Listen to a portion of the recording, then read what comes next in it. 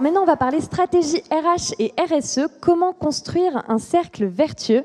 Je vais accueillir Laure Rudel-Arnaud sur scène, qui est Chief People and Impact Officer chez Brevo.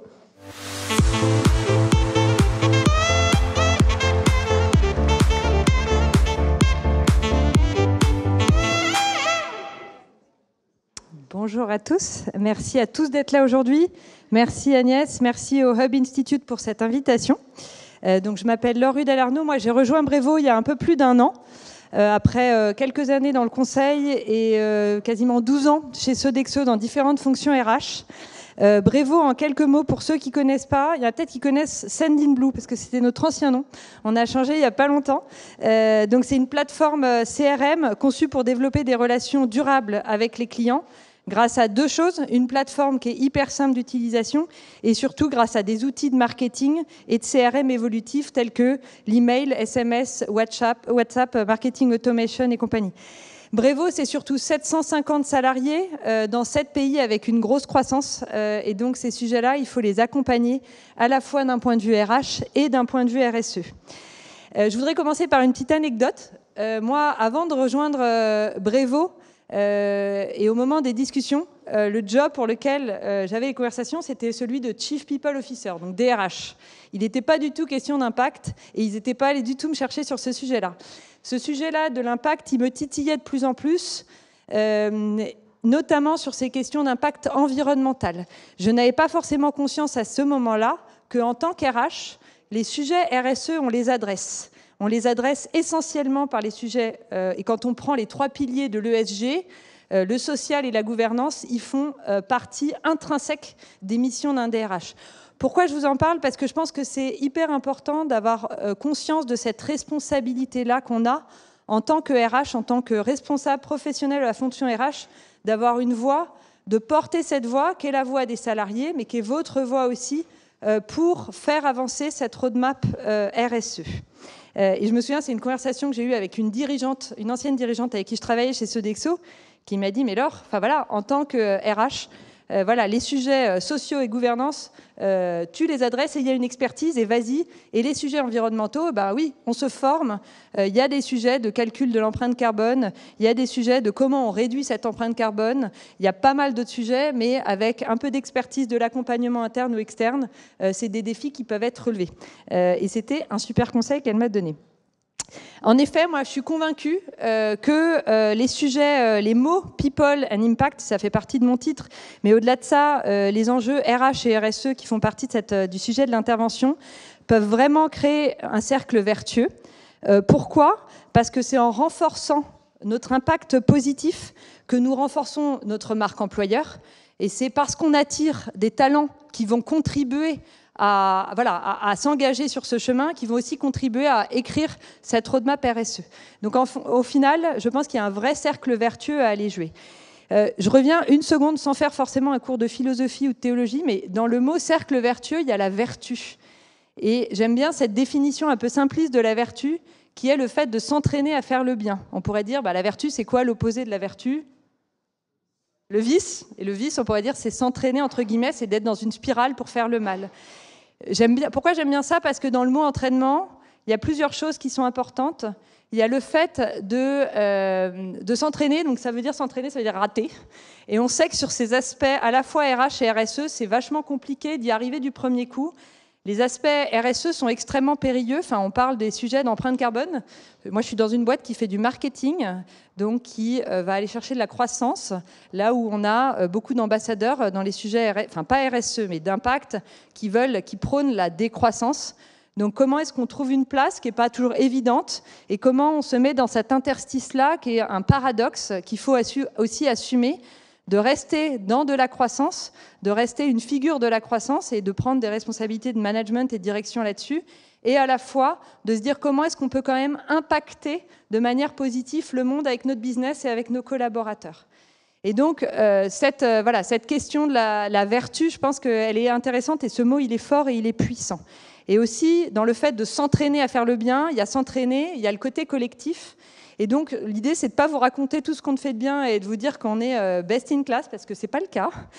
Comme pas mal de boîtes, on est en chemin et il y a des écueils, il y a des gens qui sont d'accord, qui ne sont pas d'accord. il y a des gens qui se découragent. Moi, j'ai une responsable RSE qui de temps en temps est un peu découragée parce qu'elle a l'impression que voilà, qu'on part de loin avec certaines personnes. Et pour autant, je pense que c'est important d'avoir des pionniers, d'avoir des citoyens et de travailler sur cette dimension qui est aussi importante pour moi, qui est celle de leader citoyen. Donc je vais essayer de développer un peu là-dessus, mais voilà, je pense que c'est important. Et l'idée aussi de s'entraîner à faire le bien, c'est de s'entraîner en collectif. Et donc je trouve que le fait de partager les bonnes pratiques, ça fait aussi, je pense, ça résonne avec cette notion de cercle vertueux. L'autre chose, c'est que je pense que ces aspects de stratégie RH et RSE, dès lors qu'ils sont mis ensemble, d'abord, séparés, ça a beaucoup de valeur, mis ensemble, la croissance, enfin la valeur, elle est décuplée, et pour moi, ça fait éminemment partie des actifs immatériels sur lesquels une entreprise peut compter pour se différencier. À la fois évidemment sur le volet économique, mais sur le volet de la marque employeur et de l'acquisition de talents, mais évidemment aussi sur d'autres aspects qui sont les impacts sociaux, les impacts environnementaux notamment, et les impacts de redistribution de la valeur. Et quand on est dans la tech, on sait qu'il y a beaucoup de valeur qui est créée. Comment est-ce qu'on s'assure que cette valeur, elle est à un moment redistribuée ? Concrètement, ça veut dire quoi ? Donc il y a quelques éléments qui sont importants. Il y a la notion de mettre cette ambition au quotidien. Pourquoi est-ce que ce cercle-là, il est vertueux ? Parce que plus les collaborateurs arrivent avec des engagements et ils sentent qu'ils puissent vivre leur engagement, ils sentent qu'ils puissent vivre leur identité aussi au sein de l'entreprise, plus il y a certains comportements qui peuvent aussi se mettre en œuvre. Il y a une qualité d'écoute qui est là, il y a une qualité de relationnel qui se met en place, et les valeurs de l'entreprise peuvent s'incarner plus facilement parce qu'il y a cet attachement émotionnel qui s'incarne là. Et donc l'incarnation des valeurs, elle se fait dans le quotidien vis-à-vis des clients, des collègues, des équipes, des managers et des prestataires. Donc c'est un peu, j'aime bien la notion de qui peut le plus, peut le moins, c'est-à-dire qu'on va aller chercher du très loin par la RSE, par des ambitions qui sont fortes, mais en réalité, moi je suis convaincue que dans le quotidien, il y a des choses qui s'incarnent, et c'est ce rapport entre la très grande ambition et le comportement au quotidien qui a de la valeur. Le deuxième élément, c'est la notion de mobiliser pour aligner, c'est-à-dire qu'aujourd'hui, on sait très bien qu'avec le rapport notamment du GIEC en 2022, une soif de mobilisation qui est de plus en plus forte. Je me souviens d'avoir lu une étude de la Fondation Jean Jaurès sur les aspirations des jeunes diplômés et des étudiants sur ce qu'ils vont chercher en entreprise. La notion de l'entreprise doit contribuer sur les aspects environnementaux. En un an, elle a pris 15 points. Donc évidemment, c'est une tendance, ça reste encore bas. Il y a encore des climato-sceptiques, heureusement moins en France, mais quand je regarde aux États-Unis, c'est assez effrayant. Mais pour autant, cette soif de mobilisation, ce besoin d'alignement, il est là chez les jeunes générations, mais il est là aussi, et on est tous de plus en plus engagés. Et donc cette question de comment est-ce qu'on évite cette dichotomie entre nos engagements perso, citoyens, et ce qu'on peut vivre en entreprise, il y a peut-être aussi quelque chose et une opportunité à aller chercher. Et ensuite, le troisième point, je pense que c'est quand même important de poser un cadre, parce que de ne pas remettre tout en question tout le temps et d'aller sur n'importe quel terrain ou sur n'importe quel combat. L'entreprise n'est pas forcément non plus un lieu de combat, mais comment est-ce que les dirigeants, les membres du COMEX et la fonction RH est là aussi pour préciser quel est le cadre dans lequel on veut jouer, quelle est la mission qu'on veut avoir, et comment est-ce qu'eux peuvent partager leurs intuitions, les intuitions évidemment business, mais pas que, les inviter à aller aussi sur les intuitions de leurs convictions personnelles, sur comment est-ce qu'ils ont l'impression que par le business, ils rendent le monde meilleur, et les inviter à aller se mouiller, à aller s'exposer, à aller un peu donner de leur vulnérabilité vis-à-vis à minima des salariés. Et donc ce lien-là, il faut l'expliciter. Ce cadre-là, je pense que c'est important, parce que sinon, évidemment, ça ouvre la porte à beaucoup de choses qui ne sont pas forcément cohérentes. Donc concrètement, je vous disais, on n'est pas best in class chez Brevo, loin de là. Et puis moi, je suis arrivée il y a 1 an, donc je suis aussi très humble sur le fait qu'en 1 an, on n'a pas le temps de mettre beaucoup de choses en place. En revanche, je voudrais vous partager quelques petites initiatives qu'on a mis en place parce que je trouve que ça a du sens. D'abord, on a mis en place, je peux le dire, mis en place 2 comités en mois de septembre, un social committee et un green committee, qui sont composés chacun de salariés volontaires de tout département. de tous nos bureaux, avec l'idée que ça représente vraiment la voix des salariés. Et les sensibilités sur ces sujets-là, ils sont très différents entre les États-Unis, l'Inde, qui sont deux gros hubs pour nous, et l'Europe. Et l'idée, c'est qu'ils nous aident à faire avancer, à structurer la feuille de route sur les aspects environnementaux d'un côté et sociaux de l'autre, mais ils se doivent aussi, ils s'engagent à être le porte-parole, à être l'ambassadeur des sujets inhérents à ces deux problématiques dans leurs équipes et dans leurs bureaux. Et le troisième point sur lequel on les attend, et honnêtement ça se fait par vote, ils soumettent chacun quelques actions sur lesquelles ils veulent aller pendant l'année et faire de la sensibilisation vis-à-vis des salariés, et on les engage à voter sur 3 à 5 initiatives sur chacun des aspects, encore une fois, le green d'un côté et le social de l'autre, sur lesquels, du coup, on investit plus. Quand je vous dis qu'on donne un cadre, là, ils l'ont donné. Et là, typiquement, l'année dernière, par exemple, Pride Month n'avait quasiment pas été célébré, et là, ils ont été intentionnels, et ils ont quasiment tous voté, et là, on est hyper intentionnel, Pride Month, et notamment en Inde, où c'était pas complètement dans la culture, et c'est des choses qui se mettent en place. Et donc ça, c'est venu, cette voix, elle est venue des salariés, et elle est reconnue. Associé à ça, on a mis en place un Impact Comex. Donc c'est concrètement, alors déjà ces 2 comités, ils se réunissent tous les 2 mois à peu près, et on a l'Impact Comex qui se réunit aussi tous les 2 mois, qui est concrètement constitué du Comex classique, de la responsable que j'ai dans mon équipe qui s'occupe des sujets RSE, et avec un membre de chacun des comités qui est vraiment l'ambassadeur du comité, de manière à, entre guillemets, mettre le niveau d'exigence plus haut que parfois le Comex lui-même. Et du coup, nous assurer aussi de cette gouvernance, de faire des choix là-dessus. L'autre élément qu'on a mis en place, c'est pour ça que je ne veux pas parler aujourd'hui, on n'est pas encore sur une roadmap, on met en place des choses et on est en train de l'élaborer, cette roadmap. Et un des points d'appui qu'on a, et je vous invite vraiment à regarder ça, c'est ce qu'on appelle l'analyse de matérialité.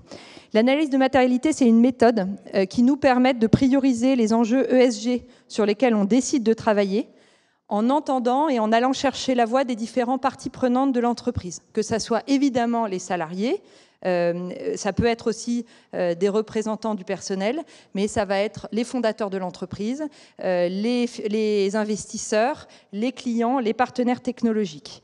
Et on leur pose la question de, d'après vous, quels sont les sujets sur lesquels il faut absolument aller quand on est une entreprise comme la vôtre, et d'après vous, quel est le niveau aujourd'hui où vous êtes ? Pourquoi je vous parle de ça ? Parce qu'en 2026, pour toutes les entreprises de 250 salariés et plus, ce travail-là, il va être obligatoire. Et il va être rendu obligatoire par une nouvelle directive européenne, et vous avez peut-être entendu parler de celle-ci, qui est la CSRD, Corporate Social Reporting Directive. Et donc, vous allez être de toute façon invités à le faire. Et donc, nous, on a pris le parti de se dire, on l'utilise comme un levier stratégique pour nous accompagner et justement aller construire cette roadmap de manière plus intentionnelle en étant sûr d'avoir fait le tour des parties prenantes. Un autre point, c'est qu'on est en cours de certification B Corp. C'est pareil, B Corp, c'est un peu le grand mot à la mode. Ça a l'immense mérite, et notamment pour les RH, de nous aider à faire un travail de pédagogie. Parce que B Corp, on se rend compte avec B Corp que les enjeux, et heureusement c'est le cas, ESG, ne se limitent pas à l'environnement, que les aspects sociaux et les aspects de gouvernance qui sont, dans une certaine mesure, dans les mains des RH, comptent énormément. B Corp, c'est un système de points, et les points associés à toutes les politiques salariales, à toutes les politiques philanthropiques, à toutes les politiques de partage de la valeur, de prévoyance et tout ça est énormément valorisé. Et donc ça permet non seulement d'avoir une approche très holistique de la RSE, mais aussi de mobiliser comme ça les ressources humaines. Et ensuite, si on déroule, mais je vais aller relativement vite, les aspects ESG, sur l'environnement, voilà, nous on a signé le Climate Act, et donc on calcule notre empreinte carbone chaque année, et donc là on mobilise les collaborateurs là-dessus, et on les forme, et eux-mêmes sont le porte-parole. Chaque collaborateur, quand il rentre dans l'entreprise, est formé par ses pairs à la fresque du climat, et donc on a fait des sessions de Train the Trainer, de certains collaborateurs, notamment du Green Committee, pour qu'ils se mobilisent sur ces questions-là et qui forment leurs collègues qui viennent d'arriver. Les aspects sociaux, je pense que le lien avec le RSE est assez évident, mais c'est important de le rappeler. Tout ce qu'on fait en termes de prévoyance, de transparence sur les salaires, de développement des compétences, de diversité et inclusion, évidemment que ça résonne avec les sujets RSE. Et enfin, sur les sujets de gouvernance, quand on parle de partage de la valeur, nous, on a mis en place un principe que chaque collaborateur dès lors qu'il est en CDI et dès lors qu'il a passé sa période d'essai, capte une partie de la valeur qui est créée. Et donc ça se fera évidemment au prochain événement de liquidité, mais il est partie prenante de l'aventure aussi financière qu'il en est. Et donc ça crée aussi une culture de la transparence financière parce que du coup, il demande des comptes. Donc pour aller au-delà, moi je vous invite vraiment à vous mobiliser sur ces aspects-là et à faire entendre votre voix avec cette notion de comment faire émerger votre parole en tant que leader citoyen et faire émerger cette parole-là parmi vos collaborateurs et parmi vos dirigeants. Merci beaucoup.